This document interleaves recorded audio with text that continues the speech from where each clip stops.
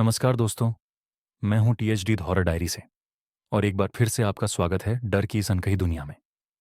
आज की कहानी में हम एक ऐसे रहस्य से पर्दा उठाने जा रहे हैं जो आपकी नींदें उड़ा देगा। तो तैयार हो जाइए, क्योंकि ये सफ़र आसान नहीं होने वाला। अगर आप पहली बार चैनल पर आए हैं तो चैनल को सब्सक्राइब करना मत भूलिएगा और घंटी दबा दीजिएगा, ताकि अगली बार जब डर दस्तक दे तो आप तैयार रहें। तो चलिए शुरू करते हैं आज की खौफनाक कहानी। टूटे हुए खिलौने। गांव के एक छोटे से घर में जहां हरियाली और शांति का माहौल था, एक बच्चा अपनी छोटी सी दुनिया में खोया हुआ था। उसका नाम अर्जुन था और वह अपने माता पिता का इकलौता बच्चा था। बचपन से ही उसे पुराने खिलौनों से खेलने का शौक था, खासकर एक पुराने और टूटे हुए खिलौने के साथ। ये खिलौना, जो अब काफी पुराना और जर्जर हो चुका था, अर्जुन के लिए किसी जीवित दोस्त जैसा था। वह दिन रात उसी के साथ खेलता था, उससे बातें करता था और उसे अपना सबसे अच्छा दोस्त मानता था। उसके माता-पिता उसे समझाते रहते थे कि अब वह बड़ा हो गया है और उसे नए खिलौने से खेलना चाहिए। लेकिन अर्जुन ने कभी भी उनकी बातों को नहीं सुना। उसका दिल उसी खिलौने में बस चुका था। यह खिलौना एक छोटा-सा गुड़िया था, जिसकी आंखें टूट चुकी थी और चेहरे पर दाग लगे थे। पर अर्जुन को इस खिलौने से इतनी लगाव था कि वह उसे हर वक्त अपने पास रखता था। उसकी माँ राधा और पिता विजय शुरू-शुरू में तो उसे ये सब नज़रअंदाज करते थे। लेकिन जब यह आदत बढ़ने लगी, तो उन्हें चिंता होने लगी। उन्होंने देखा कि अब अपनी अपनी बाकी दोस्तों से ज़्यादा उस खिलौने के साथ वक्त बिताने लगा था। राधा ने विजय से कहा, "ये ठीक नहीं है, विजय। अर्जुन का ये व्यवहार अजीब-सा हो रहा है। हमें उसे इस खिलौने से दूर करना चाहिए।" विजय, जो एक सख्त और समझदार व्यक्ति था, पहले तो इन बातों को हल्के में लेता था। लेकिन जब अर्जुन की हालत और बिगड़ने लगी, तो उसे भी ये महसूस हुआ कि कुछ गड़बड़ है। एक दिन राधा ने अपने बेटे से कहा, "बेटा, तुम्हें अब इस पुराने खिलौने को छोड़ देना चाहिए। ये अब पुराना हो चुका है और तुम्हें बड़े बच्चों की तरह खेलना चाहिए।" अर्जुन ने अपनी माँ की बातों को अनसुना करते हुए कहा, "ये मेरा दोस्त है माँ, वह कभी नहीं जाएगा।" फिर एक दिन राधा ने तय किया कि वह इस खिलौने को जलाकर खत्म कर देगी, ताकि उनकी आदत सही हो जाए। विजय ने भी उसे इसका विरोध नहीं किया, क्योंकि उसे लगा कि यह उपाय काम करेगा। उन्होंने रात के अंधेरे में, जब अर्जुन सो रहा था, खिलौने को बाहर लिया और उसे आग में जलाने का फैसला किया।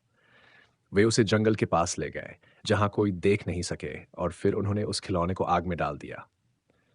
जब आग लगी, तो अचानक खिलौने से एक अजीब-सी आवाज़ आई, जैसे वह कुछ कह रहा हो। राधा और विजय ने इसे नज़रअंदाज किया और घर वापस लौट आए। लेकिन जब वे घर लौटे, तो चीज़ें अजीब होने लगीं। अर्जुन के कमरे में अजीब तरह की खामोशी छाई थी। उसने बहुत देर तक अपने कमरे में कुछ सुना और फिर अचानक चिल्ला उठे, "तुमने मेरे दोस्त को मार डाला।" राधा और विजय डर गए, ये देखकर कि अर्जुन अर्जुन बहुत ही बुरी तरह से घबराया हुआ था। उन्होंने उसे समझाया कि कोई बात नहीं, लेकिन अर्जुन की हालत और बिगड़ने लगी। अगली रात से अर्जुन के पास अजीब घटनाएं होने लगी। वह नींद में बड़बड़ाने लगा और हर रात वह चिल्लाकर उठता था। वह कहता, "मुझे छोड़ दो, मुझे छोड़ दो।" उसका चेहरा पसीने से भीग चुका होता और उसकी आंखों में डर साफ दिखाई देता।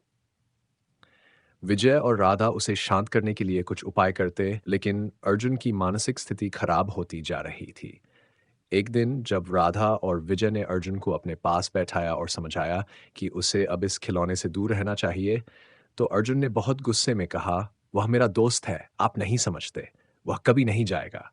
फिर एक दिन जब राधा और विजय घर से बाहर गए थे, अर्जुन अकेले घर पर था।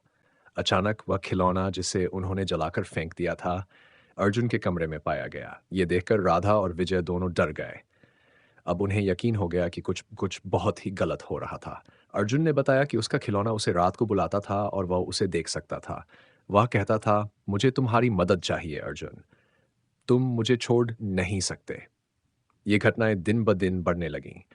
अर्जुन की हालत खराब होती चली गई और अब वह बुरी तरह से टूट चुका था। उसकी आंखों में अजीब-सी चमक थी और वह कभी भी कुछ बड़बड़ाता रहता था। एक दिन अर्जुन ने कहा, "माँ, वह मुझे छोड़ नहीं रहा।